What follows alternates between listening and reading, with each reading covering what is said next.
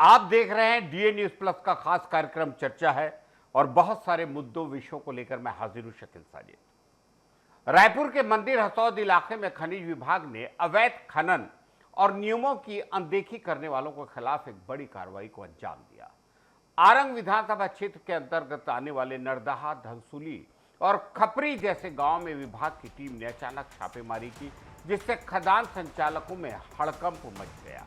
इस औचक निरीक्षण के दौरान अधिकारियों ने पाया कि कई क्रेशर प्लांट सरकारी नियमों को ताक पर रखकर चलाए जा रहे थे। मौके पर मिली भारी अनियमितताओं को देखते हुए प्रशासन ने तुरंत एक्शन लिया और 4 बड़े क्रेशर प्लांटों को पूरी तरह सील कर दिया।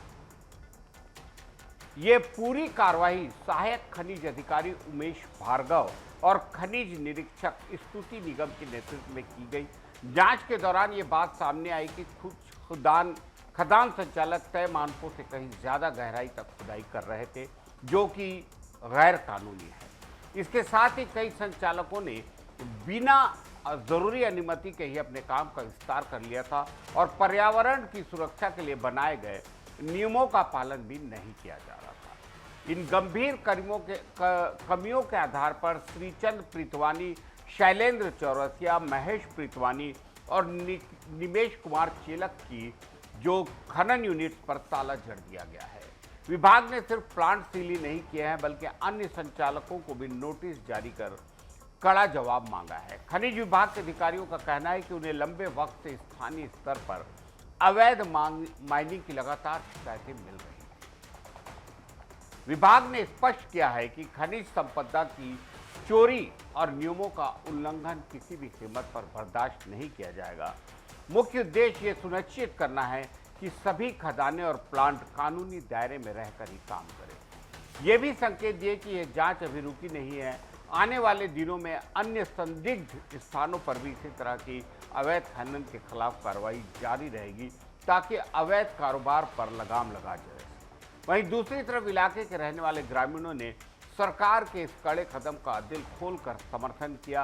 ग्रामीणों का कहना है कि अवैध खदानों और भारी मशीनों की वजह से गांव की सड़कें पूरी तरह बर्बाद हो रही थी और दिन रात उड़ने वाली धूल ने लोगों का जीना मुहाल कर दिया था।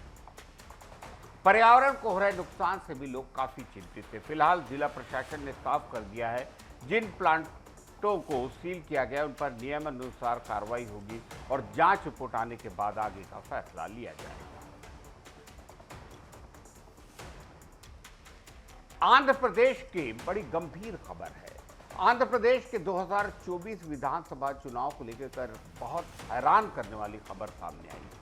मशहूर अर्थशास्त्री परकाला प्रभाकर ने दिल्ली में एक प्रेस कॉन्फ्रेंस के दौरान दावा किया है कि चुनाव की रात कुछ ऐसा हुआ जो आज भी समझ से परे है। उनके मुताबिक करीब 3500 बूथों पर रात के 2 बजे तक वोटिंग चलती रही।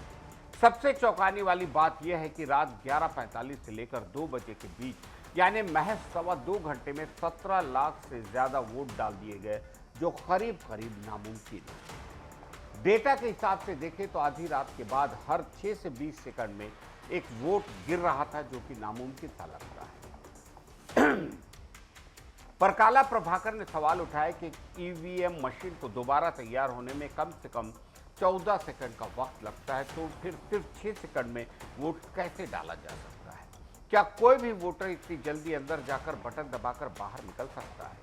उन्होंने कहा कि शाम 8 बजे से रात 2 बजे के बीच कुल 52 लाख वोट दर्ज किए। उनके मुताबिक चुनाव के दिन शाम को बताया गया था कि करीब 68% वोटिंग हुई है, लेकिन 4 दिन बाद जो फाइनल डेटा आया उसमें यह आंकड़ा लगभग 82% हो गया। इस मामले में जाने माने वकील प्रशांत भूषण ने भी चुनाव आयोग पर जमकर निशाना साधा। उन्होंने कहा कि चुनाव प्रक्रिया में पारदर्शिता की भारी कमी है। प्रशांत भूषण ने सवाल किया कि आखिर चुनाव आयोग ने हर बूथ पर पड़े वोटों की सही जानकारी यानी फॉर्म 17C को जनता के सामने क्यों नहीं रखा। उन्होंने मांग की है कि लोकतंत्र को बचाने के लिए वीवीपैट की पर्चियों की पूरी गिनती होनी चाहिए, ताकि किसी भी तरह की गड़बड़ी की कोई गुंजाइश न रहे। पूर्व मुख्य चुनाव आयुक्त एसवाई कुरैशी ने भी इन दावों पर चिंता जताई है। उन्होंने सुझाव दिया कि चुनाव के आंकड़ों में बाद में होने वाले बदलावों को रोकने के लिए वोटिंग वाले दिन ही बूथ के हिसाब से सारी जानकारी सार्वजनिक कर देनी चाहिए। उन्होंने चुनाव रिकॉर्ड की जांच कराने की भी बात कही। बता दें कि इसी चुनाव में चंद्रबाबू नायडू की पार्टी टीडीपी ने भारी जीत हासिल की थी और वह चौथी बार राज्य के मुख्यमंत्री बने। अब इन नए दावों ने चुनाव आयोग और राजनीतिक दलों और बहुत सारे चुनाव की निष्पक्षता पर बड़ी बहस छेड़ दी है।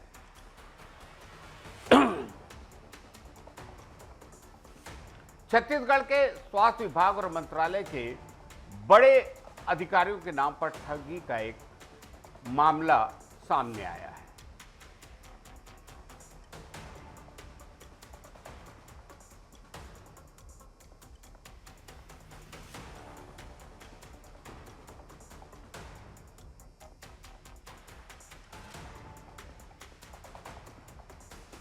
कर रहा था, वो शख्स खुद को सचिव का बेहद करीबी बताता था और अस्पतालों को कार्रवाई का डर दिखाकर उसे मोटी रकम वसूलने की फिराक में था। मामला तब खुला जब इसकी भनक खुद स्वास्थ्य सचिव को लगी, जिसके बाद उन्होंने रायपुर पुलिस कमिश्नर संजीव शुक्ला को चिट्ठी लिखकर तुरंत एफआईआर दर्ज करने और आरोपी को सलाखों के पीछे भेजने की मांग की। इस ठगी को अंजाम देने का तरीका काफी शातिर। आरोपी अपना नाम अजय अग्रवाल बताता और सीधे बड़े अस्पतालों के मालिकों या डॉक्टरों को फोन लगाता था। वो उनसे कहता था कि आपके अस्पताल के खिलाफ मंत्रालय में गंभीर शिकायत आई है। इसके बाद वह शिकायत को रफा दफा करने, फाइल दबाने के बदले लाखों रुपयों की डिमांड करता। सामने वाले को पूरा भरोसा दिलाने के लिए वह डॉक्टरों को मंत्रालय के गेट तक बुलाता। जब डॉक्टर वहां पहुंचते तो बहाना बना देता, साहब मीटिंग में व्यस्त है, और गेट के बाहर से ही अपनी पहुंच का रौब दिखाकर बातों में उलझाता। जालसाज ने प्रदेश के कई नामी अस्पतालों को अपना निशाना बनाया। इनमें भिलाई का एएम हॉस्पिटल, एसआर हॉस्पिटल, दुर्ग का गंगोत्री अस्पताल और बिलासपुर का आरबी हॉस्पिटल जैसे बड़े संस्थान शामिल हैं। जब इन अस्पतालों के संचालकों ने आपस में इस तरह के संदिग्ध काल और दबाव के बारे में चर्चा की, तब जाकर इस बड़े फर्जीवाड़े का खुलासा हुआ। स्वास्थ्य विभाग ने अपने रिकॉर्ड खंगाले तो पता चला कि पूरे सचिवालय में अजय अग्रवाल नाम का कोई भी व्यक्ति काम नहीं करता, जिससे साफ हो गया कि पूरी तरह से धोखाधड़ी का मामला है। स्वास्थ्य सचिव अमित कटारिया ने पुलिस को अपनी शिकायत में कहा कि वह उनके और पूरे विभाग की छवि को खराब करने की बड़ी साजिश है। विभाग के सभी छोटे बड़े अस्पतालों और संस्थानों के लिए एक अलर्ट भी जारी किया। विभाग की ओर से सख्त हिदायत दी गई कि किसी भी अस्पताल संचालक का ऐसे अनजान फोन कॉल पर यकीन नहीं करे। अगर कोई भी व्यक्ति अधिकारी का नाम लेकर पैसों की मांग करे तो बिना डरे तुरंत पुलिस को सूचना दे। फिलहाल पुलिस आरोपी अजय अग्रवाल की तलाश के लिए जाल बिछा चुकी है। छत्तीसगढ़ के शहरों के विकास के लिए अच्छी खबर। वित्तीय वर्ष के आखिरी दिनों में राज्य के नगरीय प्रशासन विभाग ने बड़ी सफलता हासिल करते हुए 15वें वित्त आयोग से 404.66 करोड़ रुपए की भारी भरकम राशि प्राप्त की। इस फंड के मिलने से प्रदेश के नगर निगमों, नगर पालिकाओं, नगर पंचायतों में चल रहे विकास कार्यक्रमों को तेज रफ्तार मिलेगी। इस पैसे का मुख्य इस्तेमाल शहरों में पीने के पानी की व्यवस्था सुधारने और साफ सफाई, पानी, स्वच्छता सुविधाओं को बेहतर बनाने में किया जाएगा। इस पूरी राशि को हासिल करने के लिए विभाग ने आखिरी 48 घंटों में बिल्कुल मिशन मोड में कार्य किया। प्रशासनिक अधिकारियों की मुस्तैदी का अंदाजा इस बात से लगा सकते हैं कि 30 मार्च 2026 को केंद्र सरकार से पहली किस्त के रूप में 202.33 करोड़ रुपए मिले। इसके बाद विभाग ने महज 24 घंटे के भीतर उस पैसे को नगरीय निकायों में ट्रांसफर किया और उससे जुड़े कागजात जीटीसी तैयार कर वापस केंद्र को भेज दिया। इस फुर्तीली कार्रवाई की वजह से केंद्र सरकार ने खुश होकर तुरंत 202.33 करोड़ रुपए की दूसरी किस्त भी जारी कर दी। कामयाबी के पीछे छत्तीसगढ़ सरकार और दिल्ली में केंद्र सरकार के बीच का शानदार तालमेल माना जा रहा है। आवास एवं शहरी कार्य मंत्रालय और वित्त मंत्रालय के साथ लगातार संपर्क बनाए रखने का नतीजा कि इतनी बड़ी राशि वक्त पर मिल गई। अब इस फंड से शहरों की सड़कों, नालियों और पेयजल जैसी बुनियादी सुविधाओं को मजबूत किया जाएगा। फंड का सीधा फायदा आम जनता को मिलेगा। साफ सफाई की व्यवस्था पुख्ता होगी और जल आपूर्ति से जुड़ी दिक्कतें दूर होगी। वित्तीय वर्ष के अंत में प्रशासन की सक्रियता दिखाती है कि राज्य सरकार शहरों के कायाकल्प को लेकर कितनी गंभीर है। बस्तर में नक्सलियों के आतंक के खात्मे के साथ ही अब उनके द्वारा जमीन में छिपा कर रखी गई काली कमाई बाहर आ रही है। पिछले 20 दिनों के अंदर पुलिस ने नक्सलियों के ठिकानों से 8.2 किलो सोना और करीब 6.5 करोड़ रुपए कैश बरामद किए। जब्त किए गए सोने की कीमत बाजार में लगभग 14 करोड़ बताई गई। इस बरामदगी के पीछे नोटबंदी से जुड़ा बेहद दिलचस्प सच सामने आया। एक आत्मसमर्पित नक्सली लीडर ने खुलासा किया कि साल 2016 में जब नोटबंदी हुई तब नक्सलियों के पास लेवी अवैध वसूली के रूप में करीब 25 करोड़ रुपए का कैश जमा था। इनमें ज्यादातर 1000 के नोट थे। अचानक नोट बंद होने से नक्सली घबरा गए। उन्होंने पहले गांव वालों के जरिए बैंक से पैसे बदलवाने की कोशिश की, लेकिन लंबी कतारों और सख्ती के कारण पूरा पैसा नहीं बदला जा सका। इसके बाद नक्सलियों ने आइडिया लगाया कि इस कैश को सोने में बदल दें। बताया जा रहा है कि उन्होंने करीब 20 करोड़ रुपए का सोना खरीदा और उसे अलग अलग जगहों पर जमीन के नीचे दबा दिया। नक्सली लीडर के मुताबिक इस पूरे खेल के मास्टरमाइंड कोसा दादा और राजू दादा थे, जो मुठभेड़ में मारे जा चुके। ये दोनों तेलंगाना और आंध्र प्रदेश के सुनारों को जानते थे। वहीं से कमीशन देकर 24 कैरेट सोने की ईंटें लेकर आए। उन्होंने इस सोने को छोटे टुकड़ों में बांटकर इंद्रावती नदी के किनारे पहाड़ियों में छिपा दिया। पुलिस को अब तक जितना सोना मिला है कुल छिपाए गए सोने का आधा है। पुलिस सरेंडर कर चुके दूसरे बड़े नेताओं से बाकी सोने के ठिकानों का पता लगाने की कोशिश कर रही है। सोने के साथ साथ पुलिस को भारी मात्रा में कैश भी मिला है। नक्सलियों ने नोटों की गड्डियों को प्लास्टिक की थैलियों में लपेटकर बैग के अंदर जमीन में गाड़ दिया था। बस्तर आईजी पी सुंदरराज का कहना है कि नक्सलियों को नोटबंदी के वक्त बड़ा आर्थिक नुकसान हुआ, इसलिए उन्होंने अपनी दौलत को सोने की शक्ल दे दी। मार्च के महीने में अब तक करीब 15 करोड़ का सोना मिल चुका है और आने वाले दिनों में बरामदगी की उम्मीद है। दूसरी तरफ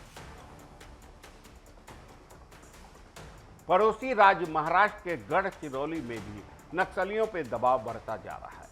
वहां हाल ही में 9 बड़े नक्सलियों ने सरेंडर किया, जिन पर कुल 30 लाख रुपए का इनाम था। नक्सलियों ने अपने साथ AK-47 और कार्बाइन जैसे घातक हथियार भी बरामद करवाए हैं। सुरक्षा बलों की मुस्तैदी की वजह से नक्सलवाद अपने खात्मे की कगार पर है।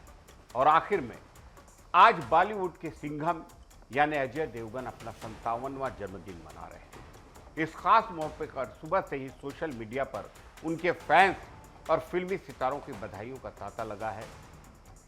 57 साल की उम्र में भी अजय का जलवा बरकरार है और उन्हें फिल्म इंडस्ट्री में जो मुकाम हासिल है वह हर किसी के बस की बात नहीं।